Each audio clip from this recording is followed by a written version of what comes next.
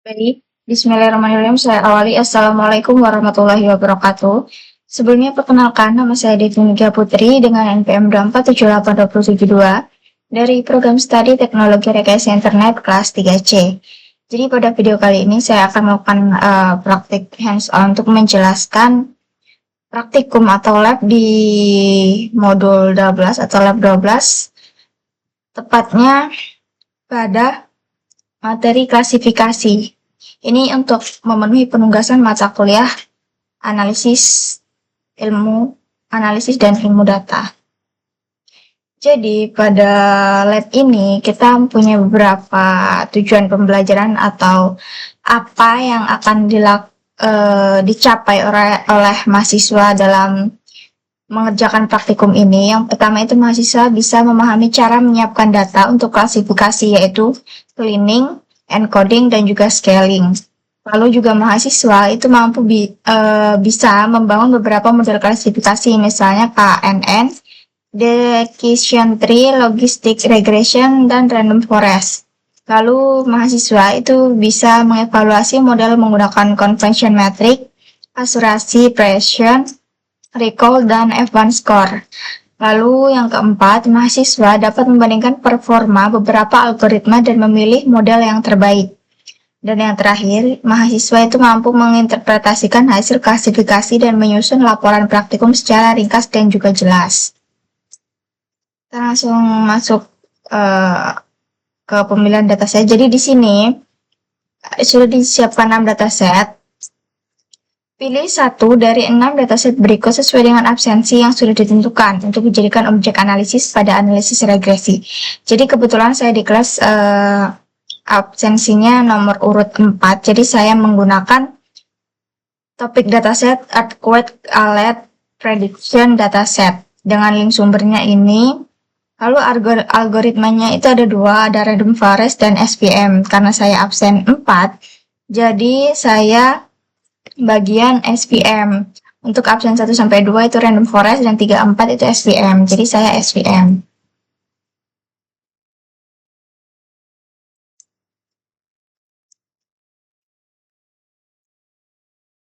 Nah, di sini untuk penugasan videonya, membuat video hands-on berisi penjelasan secara detail. Catatan, setiap mahasiswa wajib menggunakan dataset yang sudah ditentukan.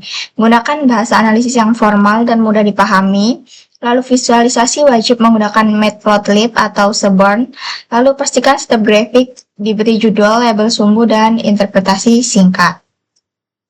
Mungkin langsung saja kita buka folder praktikum saya. Di sini ada laporan praktikum, resume, dan juga praktikum. Kita buka langsung file labnya.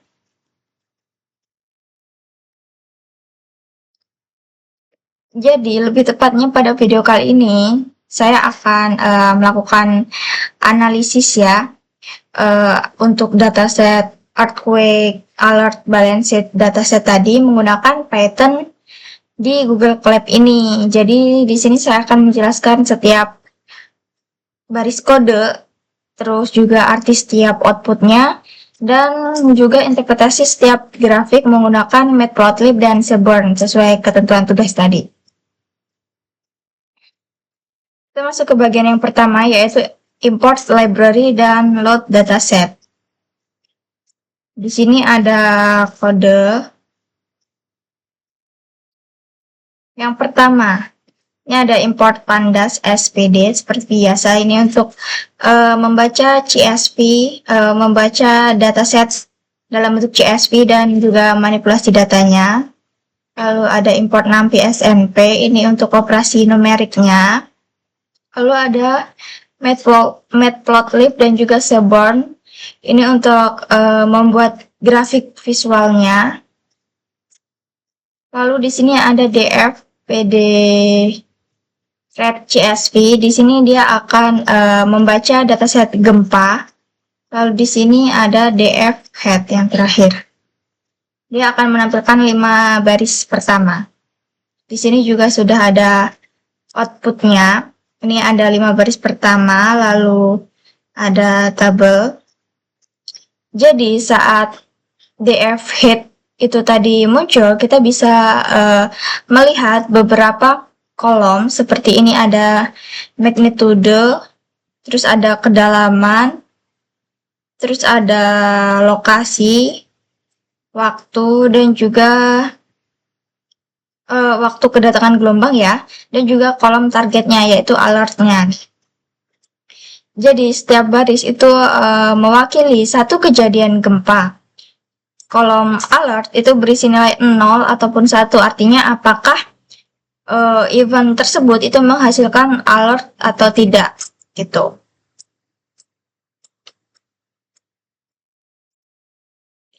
Next ke EDA atau Exploratory Data Analysis. Yang pertama ada DF Info. Di sini dia kita langsung ke interpretasi ke hasilnya ya. Jadi DF Info ini dia akan menampilkan tipe data setiap kolomnya, yaitu in, float, atau string gitu.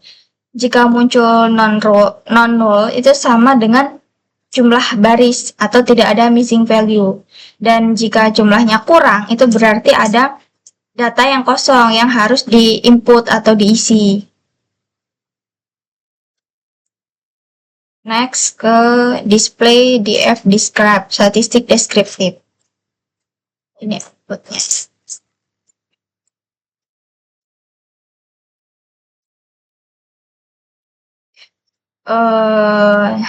Yang pertama,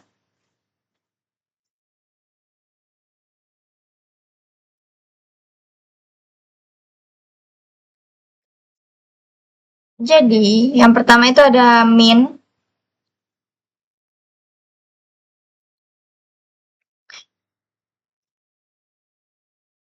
Jadi min itu rata-rata nilai fiturnya.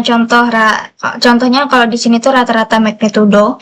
Lalu STD itu sebaran datanya. Jadi semakin tinggi itu semakin bervariasi. Lalu ada minimal dan maksimal, itu rentang nilai dari kecil ke yang besar. Lalu jika STD sangat besar, fitur itu memiliki outlier. Contohnya di sini. Magnitudo memiliki rata-rata sekitar ini, magnitudo. Kon min STD min. Dan juga maksimumnya seperti ini. Artinya ada beberapa gempa besar ya yang menjadi outlier atau melebihi batas yang lainnya. Lalu ada missing value dengan kode def.isNullSum. Kalau untuk missing value ini, jika semuanya memunculkan angka 0, itu berarti datasetnya bersih nih, 0 semua kan. Magnitudo 0, depth 0, CEDI 0, MMI 0, SIG 0, alert 0. Jadi datasetnya berarti udah bersih, udah nggak ada missing value. Dan jika ada kolom dengan angka kurang dari 0, lebih dari 0, itu nilai hilang. Berarti ada missing value atau nilai yang hilang yang harus segera ditangani. Diisi gitu. Lalu ada heat map numerik. Di sini memunculkan. Oh, ada distribusi kelas terlebih dahulu di sini.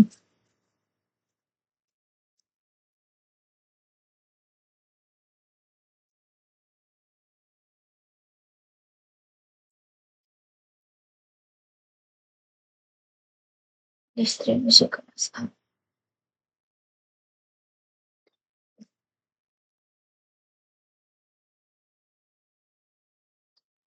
Nah, kalau untuk bagian tadi distribusi kelas ya.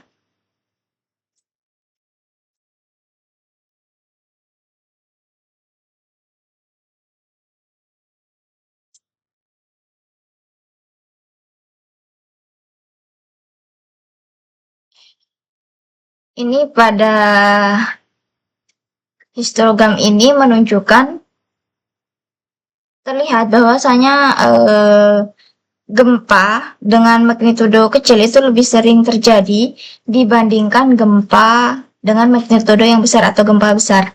Jadi pada histogram kedalaman ini distribusi itu terlihat skeu ke arah tertentu, artinya sebagian besar gempa itu terjadi pada kedalaman tertentu. Lalu di sini ada heat map numerik.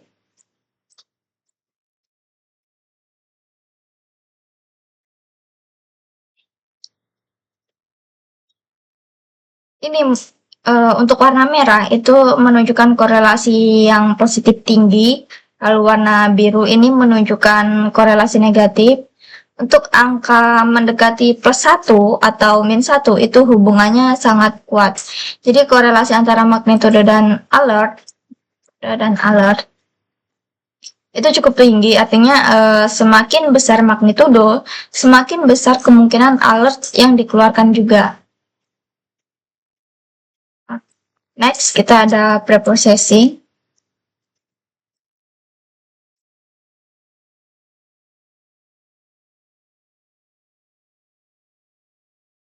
Di sini ada kodenya.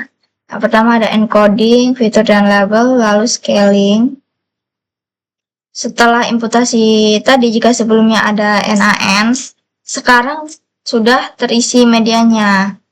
Setelah scaling, semua nilai fitur itu berubah menjadi sekitar 0 dengan standar deviasinya 1. Next, kita trend test field.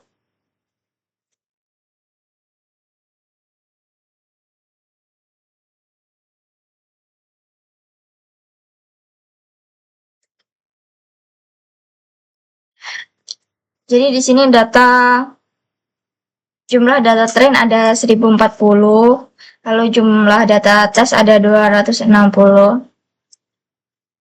Jadi data ini terbagi menjadi 75% training dan 25% untuk testingnya.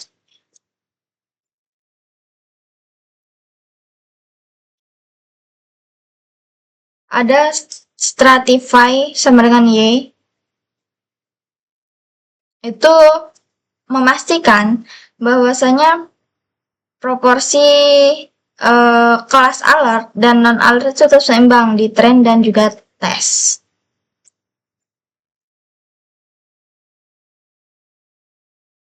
Kita masuk ke training SVM sesuai absen saya. SVM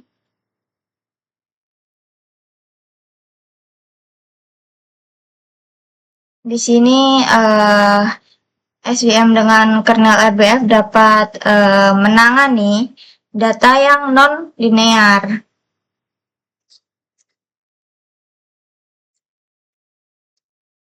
Ini ada laporan klasifikasi SVM-nya, ada precision, recall, advanced score, dan supportnya, asurasi, micro FVG, weighted FG-nya, lalu ada histogram conversion metric SVM.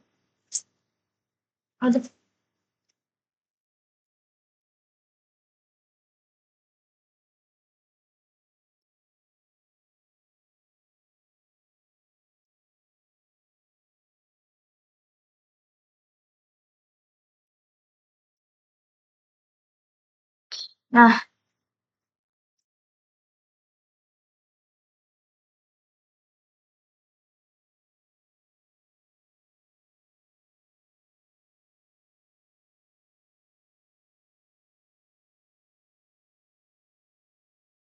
kita masuk ke conversion matrix-nya aja ya.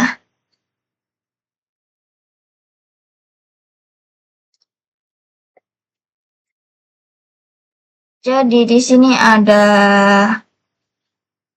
true positif atau TP, itu berarti alert dan diprediksi alert. Lalu ada false negatif atau FN, itu alert tapi tidak diprediksi atau yang bahaya. Lalu ada true negatif atau TN, itu aman dan diprediksi aman. Lalu ada false positif FP, itu diprediksi alert padahal tidak.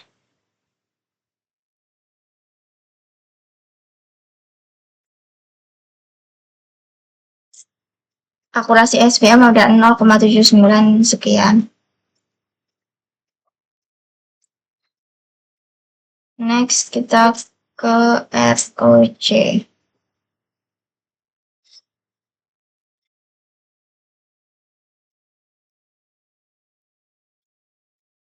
Jadi pada ROC curve multiclass atau FR ini kurva yang lebih mendekati ke sudut kiri atas ya di sini itu lebih baik. Jadi AUC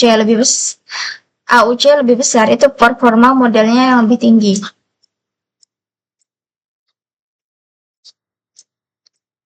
Di sini kita bisa lihat yang pertama ada true positive rate, lalu ada false positive rate, ada false positive true positive rate,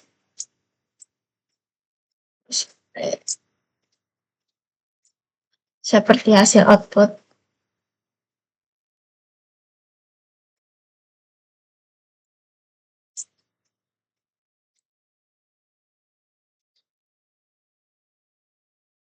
Di sini ada ORC juga untuk per kelasnya.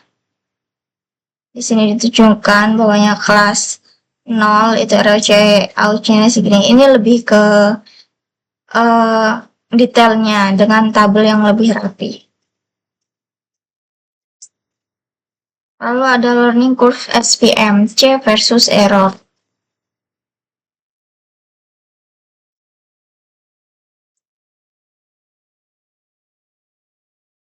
Di sini ada histogramnya. Ini ada learning curve SVM C versus error. Dia warna biru itu berarti training error dan warna oranye itu testing error. Jadi error rate-nya ini untuk orang lebih tinggi berarti testing error-nya lebih besar. Lalu tetapi yang oranye ini dia lebih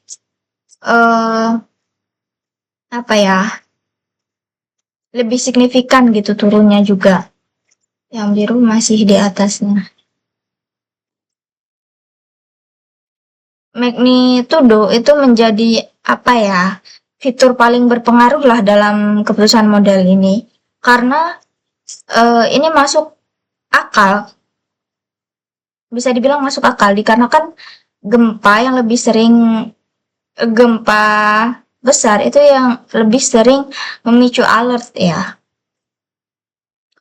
Jadi mungkin itu saja video yang dapat saya sampaikan dari serangkaian analisis dan evaluasi model tadi.